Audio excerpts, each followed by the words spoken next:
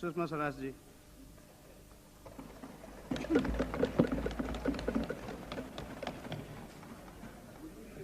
अध्यक्ष जी, विश्वास का जो प्रस्ताव भारत के नए प्रधानमंत्री श्री इंद्र कुमार गुजराल जी ने अभी सदन में चर्चा के लिए रखा है, मैं अपनी पार्टी की ओर से उसका विरोध करने के लिए खड़ी हुई। अध्यक्ष जी, परसों जी टीवी पर मैं आपका एक इंटरव्यू देख रही थी जिसमें आपने ये कहा कि 11वीं लोकसभा जिसकी अध्यक्षता करने का सौभाग्य आपको प्राप्त हुआ है वो सबसे ज्यादा संख्या में विश्वास मत लाने के लिए चर्चित होगी। वो बिल्कुल सही बात है। अध्यक्ष जी, आज तक नो कॉन्फिडेंस मोशन जो हुआ देश में 5-4 इसी सदन में। बिल्कुल सही कह रहे हैं अध्यक्ष जी, वास्तव में देश का कोई पूर्व सूचना और प्रसारण मंत्री पहली बार लोकसभा का अध्यक्ष चुना गया है, इसलिए इस सरकार ने विश्वास प्रस्तावों का सीरियल बनाने का फैसला किया है जिसका तीसरा एपिसोड आज हम देख रहे हैं। प्रधानमंत्री भी पूर्व सूचना मंत्री और आप भी। अध्यक्ष जी, अभी विश्वास मत रखते हुए अपने पहले वाक्य में प्रधानमंत्री ने कहा, मैं आने वाले दिनों की कुछ बात कहूं तो अच्छा होगा। आने वाले दिन की बात तो हमने सुनी गुजराल जी, लेकिन कुछ बीते हुए दिनों की भी बताते तो ज्यादा अच्छा होता। ये सरकार आगे क्या करेगी ये तो हम सब देखेंगे, लेकिन ये सरकार अस्तित्व में कैसे आई जरा इसकी भी दास्तां सुनाते तो अच्छा होता। अध्यक्ष जी, गए 10 दिनों में इस देश के राजनीतिक रंगमंच पर जो कुछ घटा है वो बेहद शर्मनाक है। वो 10 दिनों का इतिहास धोखाधड़ी और बेवफाई का इतिहास है। जो मंत्री आज इस तरफ बैठे हैं, अध्यक्ष जी, आज से 10 दिन पहले जब विश्वास प्रस्ताव यहां रखा गया था, जिस समय वो प्रस्ताव रखा जाना था, मैं सदन में प्रवेश कर रही थी, मुझसे बाहर एक पत्रकार ने पूछा, सुषमा जी आज क्या होगा? तो मैंने कहा होगा क्या, या इस सरकार की जान जाएगी या नाक जाएगी। लेकिन उस दिन मैंने ये कल्पना नहीं की थी कि इस सरकार की एक दिन जान जाएगी और दूसरे दिन नाक भी जाएगी। जो सरकार 11 अप्रैल को गिरी, आज वही सरकार अपनी प्रतिष्ठा धूल में मिलाकर विश्व के सबसे बड़े लोकतंत्र भारत की दुनिया में जग हंसाई करवाकर खिल्ली उड़वाकर पुनर्जीवित हो रही है। वो मंत्री जो 10 दिन पहले इसी सत्र में, इसी सदन में देवे गौड़ा के साथ जीने मरने की दुहाई दे रहे थे, आज वो सभी गुजराल जी के नेतृत्व में वापस इस तरफ बैठे हैं। उसकी कार्रवाई केवल आपने और मैंने नहीं सुनी थी, केवल इस सदन के सदस्यों ने नहीं सुनी थी, दूरदर्शन पर उस कार्रवाई का सीधा प्रसारण हुआ था, देश के करोड़ों लोगों ने उसे देखा था। यहीं बैठे हैं रामविलास पासवान, कितना गरज कर कहा था, कहते हैं ये कांग्रेसी नेता बदल दो। क्यों बदल दे नेता? नेता कोई मजाक की चीज है? ये मेरे पास रामविलास पासवान के भाषण की प्रति है, मैं अपने मन से नहीं इनका एक एक वाक्य बोलकर सुनाना चाहती हूँ। कहा था रामविलास पासवान ने 11 अप्रैल 1997 को दोपहर के 4:12 पर जब आप इस सदन में खड़े हुए थे तो रामविलास जी आपने कहा था, देश का प्राइम मिनिस्टर क्या कोई मजाक होता है? ये नेता का पद है। पार्टी क्या चीज है? जब मन में आए नेता बदल दो, जब मन हो प्रधानमंत्री को बदल दो। देवे गौड़ा जी प्रधानमंत्री हैं, वे यूनाइटेड फ्रंट के लीडर हैं। कोई नेता है जो ये कहे कि देवे गौड़ा जी के खिलाफ कोई चार्ज है? कोई चार्ज नहीं है, लेकिन उसके बावजूद भी ये कहना कि देवे गौड़ा को बदला जाना चाहिए, नेता को बदला जाना चाहिए। क्यों बदला जाना चाहिए? ये प्रश्न किया था इन्होंने कांग्रेस के साथियों से। मैं पूछना चाहती हूँ, आज आप जवाबदेह हैं इस बात के लिए? इस सदन के पटल पर कोई बात ऐसे ही नहीं कह दी जाती। आज पूरा सदन जानना चाहता है आपसे कि जब तक देवे गौड़ा के साथ आपकी रेल ठीक ठाक चल रही थी, आप उस रेल में बैठे रहे, और जैसे ही केसरी ने जंजीर खींच के ट्रेन रोकी, आप बदल करके फटाक से गुजराल की रेल में बैठ गए। क्या कारण है आज इस बहस? एक सेकंड देंगे, एक मिनट बात जी, एक मिनट बोलिए बोलिए। मैं आप सुषमा जी क्या कहना चाहती हैं कि कल यदि अटल जी के बदले में वहाँ क्या कहते हैं कि मुरली मनोहर जोशी जी, आडवाणी जी आ जाए तो आप पार्टी छोड़ देंगी? कभी सदन में ऐसा नहीं होगा, सदन में ऐसा नहीं होगा। ये देश के साथ मजाक किया है आपने। अध्यक्ष जी,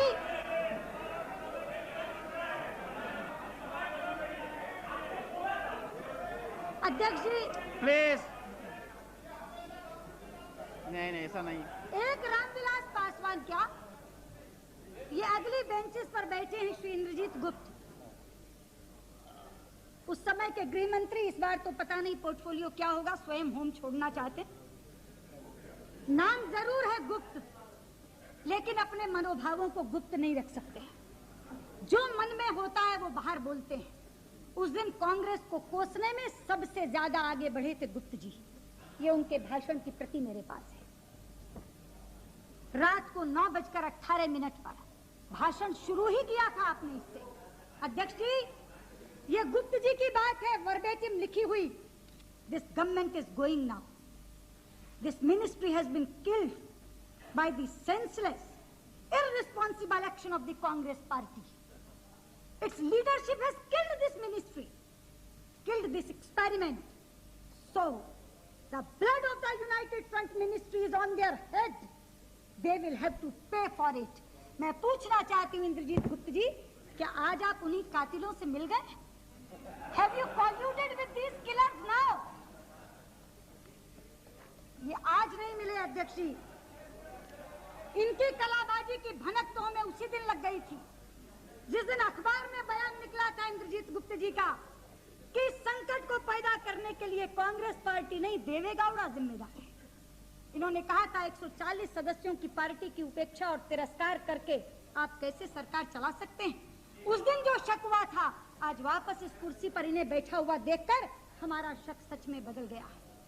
और मैं एक एक मंत्री की बात क्या कहूँ, स्वयं प्रधानमंत्री बैठे हैं इंद्र कुमार गुजराल जी। जाते जाते आपसे देवेगौड़ा ने सवाल किया था, उन्हें आभास हो गया था कि ये लोग केवल इस सदन के भीतर साथ दे रहे हैं, बाहर जाते ही पीठ में छुरा भोंकने का काम करेंगे। इसलिए उन्होंने फ्लोर पर कमिटमेंट लिया था, जाते जाते नसीहत दी थी और प्रश्न भी किया था कि देवेगौड़ा जी की जो रिप्लाई का भाषण है उसकी प्रति मेरे पास है। रात को 10:30 बजे भाषण समाप्ति की ओर था।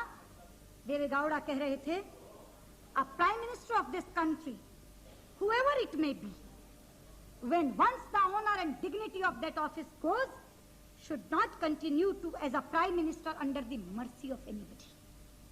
What is that? We have to discuss again. With what courage do you want to go outside, Shri Gujral? Somebody wants to name you. You are the senior most leader, I accept, but not under this circumstance. And the Minister of External Affairs, I.K. Gujral, उन्होंने सिर हिलाकर सहमति नहीं दी थी, उन्होंने बोलकर कहा था, I fully agree with you, मैं पूर्ण तरह आपसे सहमत हूँ। मैं पूछना चाहती हूँ गुजराल जी, क्या आज भी आप उनसे सहमत हैं? क्या आप उन्हीं लोगों के रहमो करम पर दोबारा प्रधानमंत्री बनकर नहीं आए हैं जिन्होंने एक सप्ताह पहले आप ही के नेता देवेगौड़ा के साथ ही हश्र किया? अध्यक्ष जी, सच तो ये है, इस सरकार के निर्माण की कहानी इंसानी रिश्तों के घटियापन की कहानी। और मुझे सबसे ज्यादा दुख इस बात का है कि इस कहानी के चरित्र कल्पित नहीं है, इमेजिनरी नहीं है। किसी फिक्शन राइटर ने ये उपन्यास नहीं लिखा है। इस रंगमंच पर खेलने वाले पात्र इस देश के वो महान राजनेता हैं जो अपने आप को इस देश का कर्णधार कहते हैं, जो अपने आप को इस देश के उज्जवल भविष्य का रक्षक कहते हैं। ये 10 दिनों में ऐसा उपन्यास रचा गया है अध्यक्ष जी, जिसमें हर व्यक्ति दूसरे को धोखा दे रहा था। Where everybody was cheating everybody. जहां बेवफाई की कलम से ऐसी कलयुगी रामायण रची गई थी, जहां लक्ष्मण ने ही राम का राज लपक लिया। ये रामायण केवल यहाँ रची जाती है। और जब अखबार अखबारों में ये खबरें आती थी, मेरे मुंह से केवल 2 पंक्तियां निकलती थीं, जो शायद अगर देवे गौड़ा हिंदी समझते तो बोल सकते थे कि दोस्तों ने दोस्ती में इस कदर की दुश्मनी, दुश्मनों की दुश्मनी का सब गिला जाता था। गुजराल जी, इस पृष्ठभूमि के साथ जो सरकार आई है वो देश का क्या भला करेगी, ये प्रश्न मेरे सामने है। जहां तक आपका व्यक्तिगत ताल्लुक है, आप बजाते खुद एक बहुत अच्छे इंसान हैं, आप मेरे व्यक्तिगत मित्र भी हैं, और लाख लालू कहें आप पटना के निवासी हैं, मुझे गर्व है आप मेरे संसदीय क्षेत्र के स्थायी निवासी हैं। मेरी कॉन्स्टिट्यूएंसी ने देश को प्राइम मिनिस्टर दिया है, लेकिन आपके इस पद को ग्रहण करने पर मुझे खुशी कम और चिंता ज्यादा सता रही है, क्योंकि आप ऐसी बेड़ियों में जकड़े हुए प्रधानमंत्री बने। आप जिस यूनाइटेड फ्रंट के लीडर हैं, वो यूनाइटेड फ्रंट कोई कोहेसिव यूनिट नहीं है, वो एक चक्रव्यूह है, चक्रव्यूह। जिस चक्रव्यूह में सबसे पहले राजनीतिक दल हैं, 1-2 नहीं, पूरे 14। उसके बाद उस यूनाइटेड फ्रंट में 2 फ्रंट और हैं अध्यक्ष जी, एक फेडरल फ्रंट, एक लेफ्ट फ्रंट, और उसके बाद ऊपर है यूनाइटेड फ्रंट, और उस यूनाइटेड फ्रंट के ऊपर कांग्रेस से बात करने के लिए कोऑर्डिनेशन कमेटी। आपकी तो हालत ऐसी है गुजराल जी, जैसे संयुक्त परिवार की एक बहू होती है जिसके 1 दर्जन सास ससुर होते हैं, आपस में लड़ते झगड़ते रहते हैं, मगर अच्छा कहलाने के लिए उस बहू को सबको खुश रखना पड़ता है। मुझे तरस आता है, आपने ये रोल लिया क्यों? ये भूमिका आप कैसे निभा पाएंगे? आप जानते हैं पॉलिटिकल फ्रंट पर आप प्रोसिक्यूशन और डिफेंस के बीच उलझे हुए प्रधानमंत्री। आपका एक पार्टनर चाहता है इनको फंसाओ, आपका दूसरा पार्टनर चाहता है अपने आप को बचाओ, और दोनों ने अपनी अपनी उम्मीद रखकर आपको चुना है, और दोनों की उम्मीदों पर आपको बहुत जल्दी खरा उतरना है। आप कैसे उतर पाएंगे? एक तरफ आपसे कहा जाएगा बोफोर्स की जांच जल्दी करवानी है, दूसरी ओर आपसे कहा जाएगा 10 जनपद पर आंच नहीं आने देनी है। एक तरफ आपको देवे गौड़ा की धमकी से डरना है, खबरदार अगर कांग्रेसियों के केस वापस लिए तो, और दूसरी तरफ आपको केसरी और नरसिंह राव जी को खुश रखना। एक तरफ आपको चतुरानंद मिश्र का दबाव मानना है, दूसरी तरफ आपको अपने अध्यक्ष और आपके किंग मेकर लालू प्रसाद यादव की प्रतिष्ठा को बचाना। आप कैसे कर पाएंगे ये? आप कैसे कर पाएंगे ये? इसलिए मैं आपसे पूछना चाहती हूँ, आर्थिक फ्रंट पर भी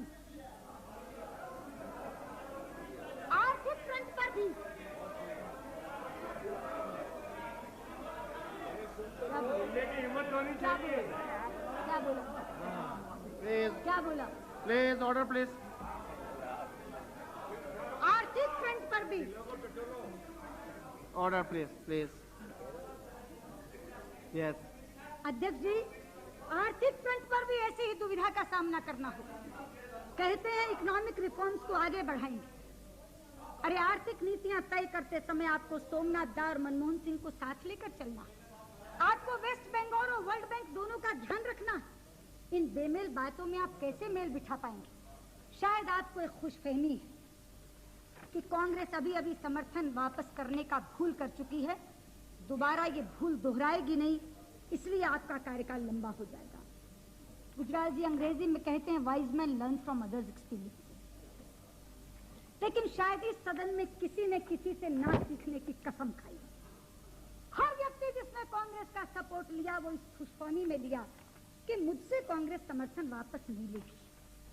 चौधरी चरण सिंह जी के अनुभव से माननीय चंद्रशेखर जी ने नहीं सीखा, चंद्रशेखर जी के अनुभव से देवे गौड़ा जी ने नहीं सीखा, और देवे गौड़ा जी के हाल के ताजा अनुभव से आपने नहीं सीखा। आपको नहीं पता, अरे कांग्रेस का समर्थन तो बेताल की कथा की तरह होता, पीठ पर बेताल चढ़ता है।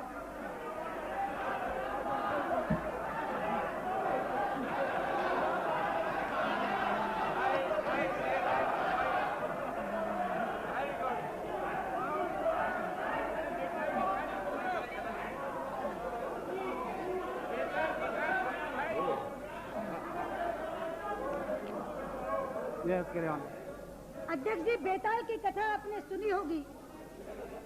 पीठ पर उसको बैठाया जाता है, चढ़ जाता है, आधे रास्ते चलकर कहानी सुनाता है, बाद में कठिन सवाल पूछता है और साथ ही धमकी देता है, बोल नहीं तो तेरे सिर पे टुकड़े टुकड़े कर दूंगा। और जैसे ही राजा बोलता है, बेताल वापस पेड़ पर जाकर बैठ जाता है। कितनी बार ये पीठ पर बैठाए गए, कितनी बार इन्होंने आधा सफर तय किया, कितनी बार उल्टे सीधे सवाल पूछे, लेकिन राजा का मुंह खुलते ही बेताल पेड़ पर जा बैठा। इसलिए मैं आपसे कहना चाहती हूँ, आप इस खुशफहमी में क्यों हैं? आपको लगता है इन्हें क्रेडिबिलिटी की परवाह है? अरे जिसे अपनी विश्वसनीयता की परवाह होती है, वो तोल पजोक कर निर्णय लेता है। कांग्रेस के निर्णय तो शुद्ध स्वार्थ से प्रेरित होते हैं। आज बैठे नहीं राजेश पायलट यहाँ, उस दिन बहुत बढ़ बढ़ कर कह रहे थे कि कांग्रेस पर आप सत्ता लोलुपता का इल्जाम लगाते हैं। कांग्रेस सत्ता लोलुप कहाँ है? उसने पंजाब का समझौता किया, उसने असम का समझौता किया, उसने मिजोरम का समझौता किया, और समझौता करके हमने अपनी सरकारें उनको सौंप दी, अन्य राजनीतिक दलों को सौंप दी। मैं पूछना चाहती हूँ, अगर राजेश जी आज यहाँ होते, कि वो हर बार आधी बात बताकर क्यों रह जाते हैं? ये बात उन्होंने पहली बार नहीं 20 बार पहले दोहराई। जरा ये भी बताएं, कश्मीर का एकॉर्ड तो किया, मगर फारूक अब्दुल्ला की सरकार किसने गिराई? पंजाब का समझौता तो किया, मगर बरनाला की सरकार किसने गिराई? असम का समझौता तो किया, मगर एजीपी की प्रफुल्ल कुमार महंता की सरकार किसने गिराई? मिजोरम का समझौता तो किया, मगर लाल देगा की सरकार किसने गिराई? आप सत्ता लोलुपता की बात करते हैं। अरे 40 साल जो राज में रहने की आपको आदत पड़ गई है, आप राज के बाहर रह नहीं सकते। अध्यक्ष जी, ये तो इस बार इनका तीर चूक गया, वरना इस बार का भी जो निर्णय किया गया था, वो किसी और कारण से नहीं, ये सोचकर क्या था। ये दिलों को पूछो क्या गुजर रही है, दिलों के ऊपर क्या गुजर रही है, दिलों को हकीकत है, ये हकीकत। बैठ जाओ, बैठ जाओ।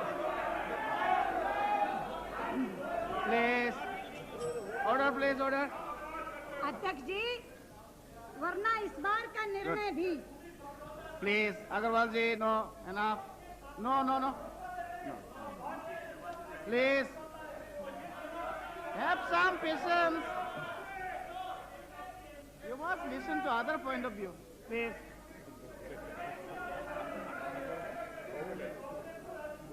Please. Arey, what is this?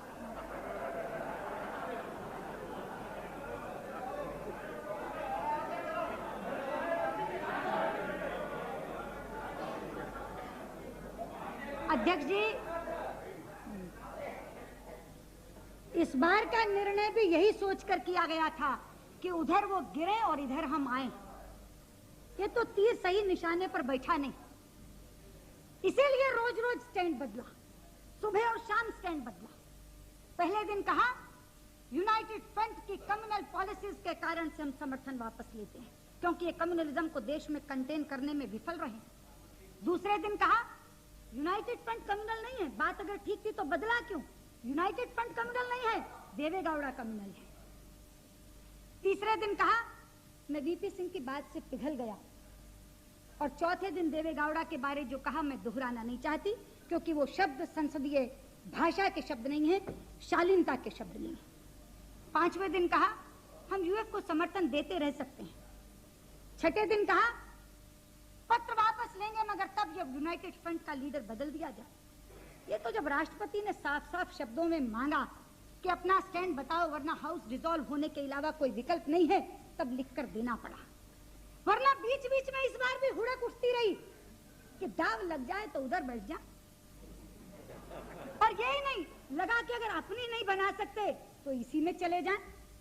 ये तो सोमनाथ चटर्जी और चंद्रबाबू नायडू की जिद के कारण बाहर बैठे हैं, लेकिन आज भी अगर इनके बस में हो तो तुरंत छलांग लगा करके ट्रेजरी बेंचेस पर बैठना चाहते हैं। ये धोखाधड़ी की कहानी यूं ही थोड़ी थी। केसरी की लालू से बात हो गई थी, मूपनार जी से बात हो गई थी। ये जिस धोखे के प्रकरण की मैं बात कर रही हूँ, ऐसे ही थोड़ी थी कि सीताराम केसरी नरसिंह राव को धोखा दे रहे थे। करुणानिधि मूपनार को धोखा दे रहे थे। लालू प्रसाद यादव कैमरे पर आकर कह रहे, डंडा टेक कर कह दो चचा केसरी से, नेता नहीं बदला जाएगा, चुनाव होगा, चलो गांव की ओर। और अंदर खाने अपने ही दल में नेतृत्व परिवर्तन के हस्ताक्षर करवा रहे थे। और एक साहसी मंत्री जिसने हस्ताक्षर करने से इनकार किया, आज उसका चेहरा इस मंत्रिमंडल से नदारद। कह रहे थे चंद्रशेखर जी उस दिन, अंतरराष्ट्रीय साजिश है जिसके कारण हुआ। नहीं चंद्रशेखर जी, अंतरराष्ट्रीय साजिश होती तो रूस के सबसे करीबी विदेश मंत्री को प्रधानमंत्री नहीं बनाते। केवल सत्ता लोलुपता और केसों से बरी होने की विवशता इन लोगों के विड्रॉल ऑफ सपोर्ट का एकमात्र कारण था। लेकिन मैं आज पूछना चाहती हूँ, आपके माध्यम से पूछना चाहती हूँ कि 11 अप्रैल को ये यक्ष प्रश्न बार बार पूछा गया, हर विपक्ष के नेता ने पूछा, उधर से भी ये सवाल पूछा गया कि बताओ सपोर्ट विड्रॉ क्यों की गई थी। जवाब नहीं आया। लेकिन आज मेरा प्रश्न है, दोबारा समर्थन क्यों दिया गया है, जरा इसका तो जवाब दे दो। विड्रॉल ऑफ सपोर्ट के समय 4 पन्नों की चार्जशीट दी थी, आज कौन सा गुप्त एमओयू साइन हुआ है, जरा उसकी तो 4 दफाएं बता दो। अध्यक्ष जी अभी बात कर रहे थे गुजराल साहब हमारे नए प्रधानमंत्री स्टेबिलिटी की, ये सरकार स्थिर सरकार होगी। अरे आपकी गाड़ी तो स्टार्ट करने से पहले मूपनार ने फ्रंट व्हील पंक्चर कर दिया, गाड़ी स्टार्ट ही नहीं हुई। ये बैठे हैं टीएमसी के नेता पी चिदम्बरम जी, देश के बहुचर्चित वित्त मंत्री, लोकप्रिय वित्त मंत्री, आधुनिक बजट के जन्मदाता, आधुनिक ड्रीम बजट के जनक। मैं पूछना चाहती हूँ Chidambaram ji, it was your baby, you always said it was my baby, today baby is crying, why the father is out of the house?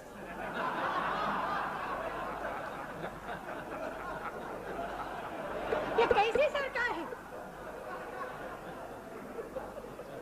अध्यक्ष जी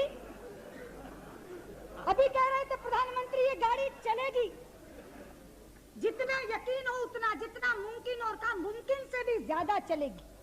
कैसे चलेगी ये बेमेल पहियों की गाड़ी, कैसे चलेगी?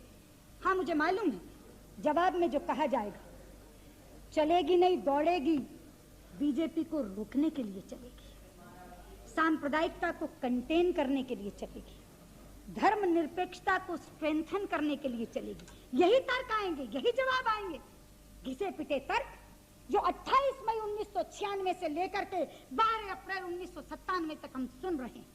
वही धुरी, वही राग, वही भय। भाजपा आ जाएगी, भाजपा आ जाएगी, चुनावों का डर। एक एक व्यक्ति ने 11 अप्रैल को बोला, समर्थकों ने भी और विरोधियों ने भी।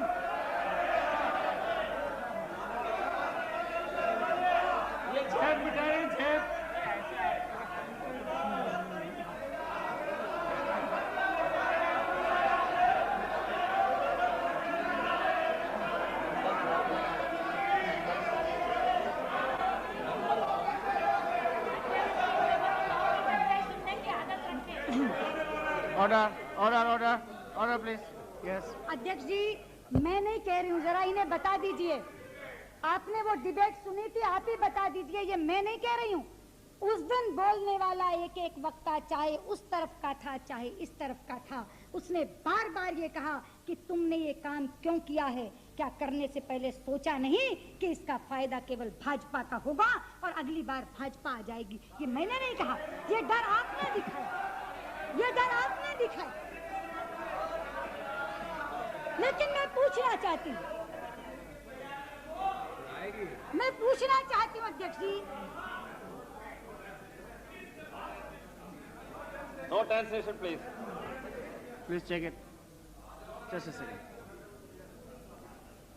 इधर रखिए। Translation नहीं आ रहा है। आ रहा है? अध्यक्ष जी मैं पूछना चाहती हूँ इनसे कि क्या ये भाजपा को रोक पाएंगे या ये भाजपा को रोक पाए हैं? रुक गई? अरे जरा सच्चाई का सामना करके देखो, रुक गई। 28 मई को अध्यक्ष जी इस सदन से एक राजनीति का सूत्रपात हुआ था। एक सिंगल सूत्र दिया गया था, भाजपा को रोको, भाजपा को उखाड़ो। 28 मई के बाद जब जब शक्ति परीक्षण के लिए जनता के मैदान में उतरे हैं, जितनी जोर से इन्होंने कहा भाजपा को रोको, उससे ज्यादा जोर से जनता ने कहा भाजपा को सत्ता सौंपो। अरे एक एक करके देखते जाओ, एक एक करके। 3 चुनाव हुए पहले लोकसभा के अध्यक्ष जी। हाँ बताती हूँ, गांधीनगर, भुवनेश्वर, नांदियाल, 3 अलग अलग पार्टियों ने वो सीटें खाली की। गांधीनगर, हाँ बताती हूँ, गांधी राधनपुर की सीट कभी भाजपा के पास नहीं थी। मैं तो वो बताती हूँ जो तुम्हारे पास थी। जरा पेशेंस रखो, जरा धीरज से सुन लो। मैं तथ्य बता रही हूँ, तथ्य बता रही हूँ। अध्यक्ष जी, why don't you have the patience to listen to the speech? Come on. अध्यक्ष ji, No, you can reply.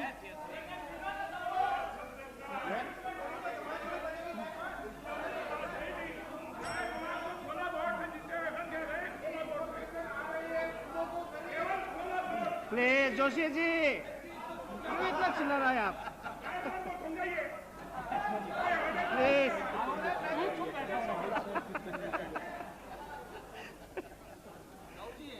अध्यक्ष जी, गांधीनगर की सीट आदरणीय वाजपेयी जी ने खाली की, भुवनेश्वर की सीट स्वर्गीय बीजू पटनायक ने खाली की, और नांदियाल की सीट यहाँ बैठे हैं कांग्रेस के सबसे वरिष्ठ नेता पूर्व प्रधानमंत्री आदरणीय नरसिंह राव जी ने खाली की।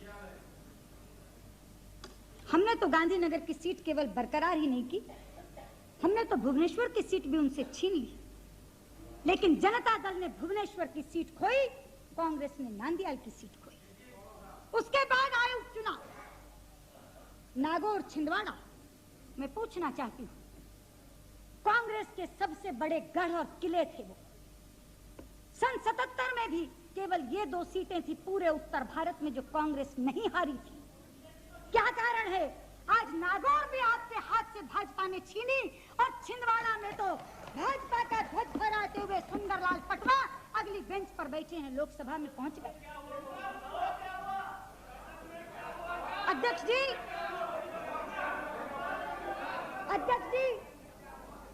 पंजाब विधानसभा के उपचुनाव आए। सोमनाथ जी, कॉमरेड सुरजीत पूरे देश की राजनीति के चाणक्य बनते हैं। जरा पूछिए उनके होम स्टेट में क्या हुआ। कांग्रेस और कम्युनिस्टों को धराशायी करते हुए 117 में से 93 सीटें अकाली दल भाजपा गठबंधन ने जीत ली। नगर निगमों के चुनाव हुए, चंडीगढ़ नगर निगम हो, दिल्ली नगर निगम हो, मुंबई नगर निगम हो, छोटा सा दिल्ली का छावनी बोर्ड हो, भारतीय जनता पार्टी का कब्जा होता चला गया। भाजपा को आप कोसने से रोक नहीं पाओगे। समय भाजपा को कोसने का नहीं है, अपने अपने दिल में झांककर अपने लिए आत्मचिंतन करने का है। आज समय है जब कांग्रेस जन सोचें कि क्या कारण है देश की स्वतंत्रता संग्राम की अगुवाई करने वाली कांग्रेस इस देश में सियासी जमात के रूप में नहीं बल्कि कौमी तहरीक के रूप में जानी जाने वाली कांग्रेस आज चंद सूबों तक सिमट कर क्यों रह गई? गिरेवा में झांकिए और जवाब दीजिए। आपके लिए आत्मचिंतन का विषय है ये कि सूबों की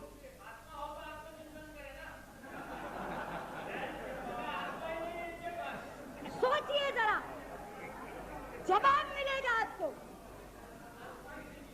जवाब मिलेगा आपको कि राज्यों की नेचुरल लीडरशिप को डिमोलिश करके अपनी पार्टी को सत्ता में बैठाने की श्रीमती गांधी की शैली ने कांग्रेस को डुबोया है।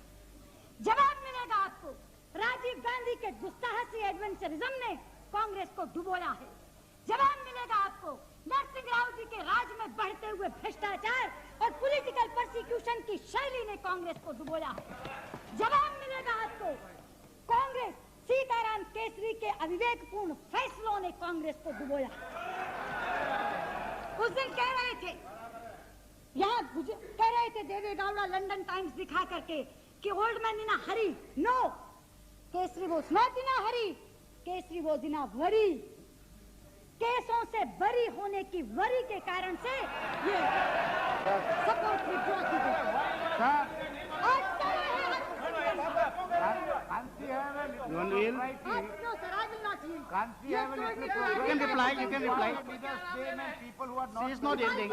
is not yielding. You can reply.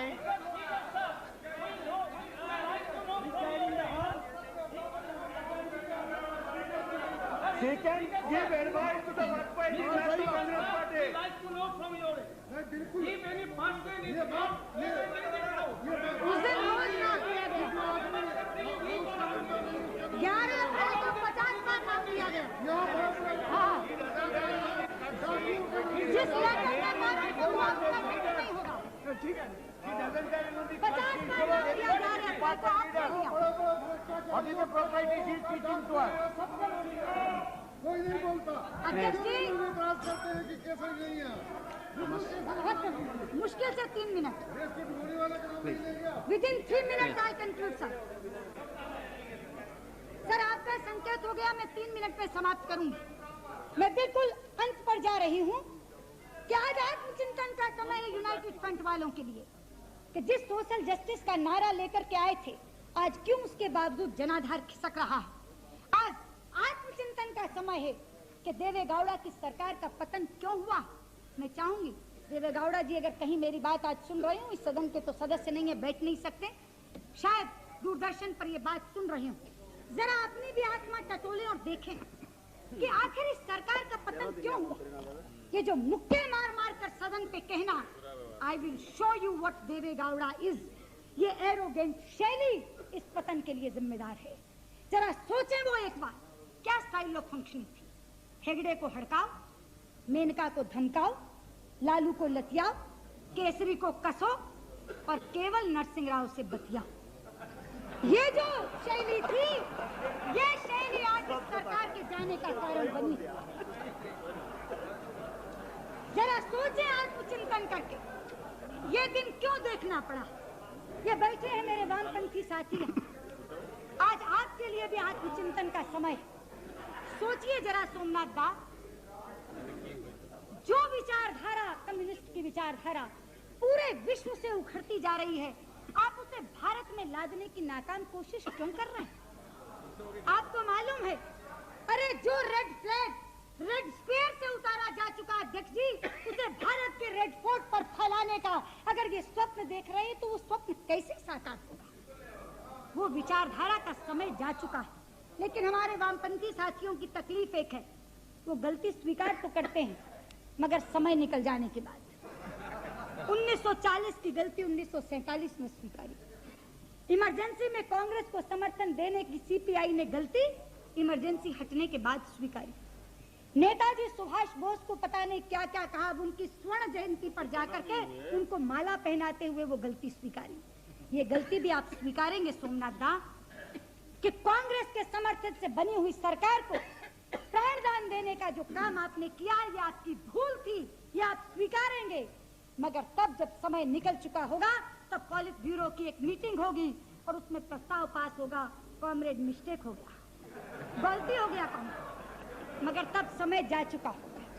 इसलिए मैं आपसे कहना चाहती हूँ कि ये कम्युनिस्ट विचारधारा का समय चुक गया है, ये आइडिया समाप्त हो गया है। आज राष्ट्रवादी विचारधारा का समय भारत में शुरू हुआ।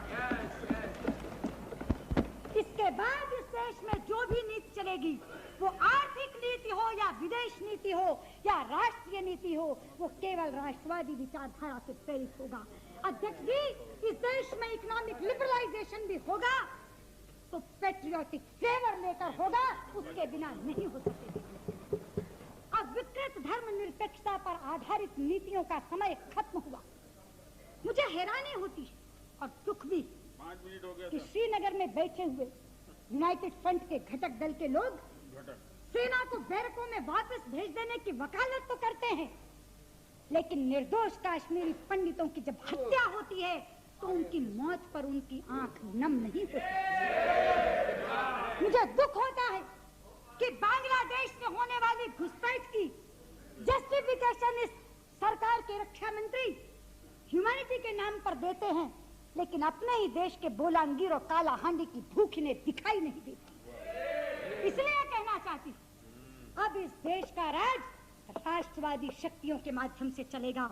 अध्यक्ष जी, इस सदन में चूंकि संख्या आ चुकी है, इसलिए तिकड़म भिड़ाकर यहाँ संख्या बल के आधार पर आप इस सदन में तो हमें विपक्ष में बैठाए रख सकते हैं, लेकिन मैं एक भविष्यवाणी करना चाहती हूँ, अगला शक्ति परीक्षण जब भी होगा, हाँ,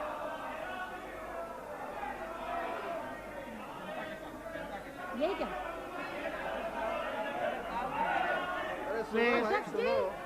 ऑर्डर प्लीज। सुनने की हिम्मत रखो। अगला शक्ति परीक्षण जनता के मैदान में जब भी होगा, ये गैर भाजपावादी शक्तियां राजनीति के हाशिए पर उतार दी जाएंगी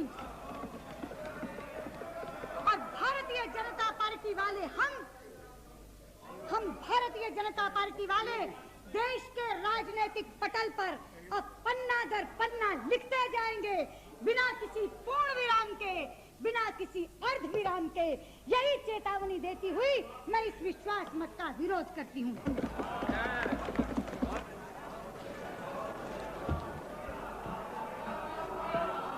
अध्यक्ष महोदय।